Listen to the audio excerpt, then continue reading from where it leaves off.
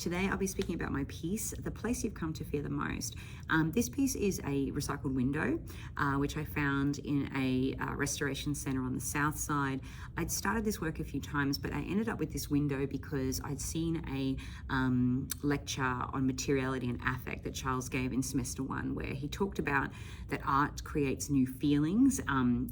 We aren't making a new object, but a new feeling. And so I felt like the object itself could be the context of the piece, and the feeling could be created by some additional imagery that I've used and some mixed media approaches.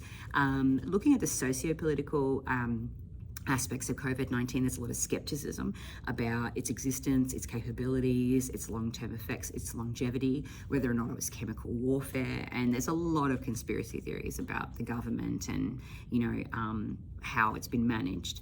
And I wanted to give that feeling of isolation, but also that unknown as well. So we see the window. I have whitewashed one of the panels out, which was kind of creating a translucency, looking outside, but not quite being able to see, which got me thinking about scratching out some of the paint. And that's what led me to adhering some collaged imagery. We see a spherical virus, which was in one of my old magazines that I've cut out, and it's coming over the hill at these women who are ducking for cover.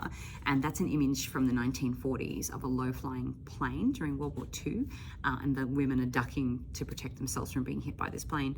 But I really like the way that those two images work together, creating this kind of like Godzilla effect, I guess, almost.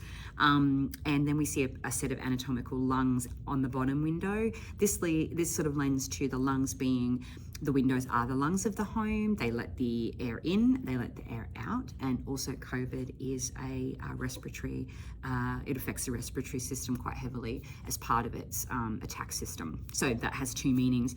When I'm thinking about the socio-political issues and the theme of isolation, I looked at Chilean artist Alfredo Jar.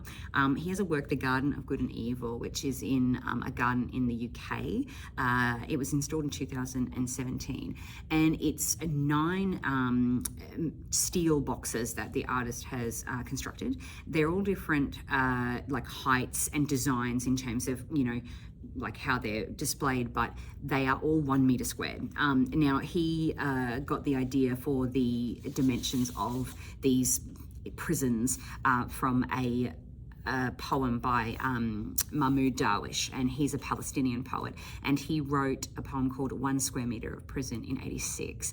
Now, Alfredo is actually speaking to the black sites. The CIA had created, there's 9 of them, post 9/11, and these were prisons basically for people that they suspected were terrorists and part of the attack.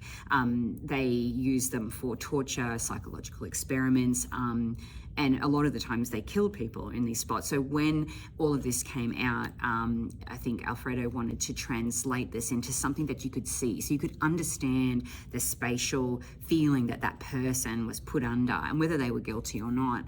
And I felt like that strong socio-political message, and also the materiality of his work being the actual prison and the feeling of isolation, relates to my work of the window being that materiality for that feeling of being trapped.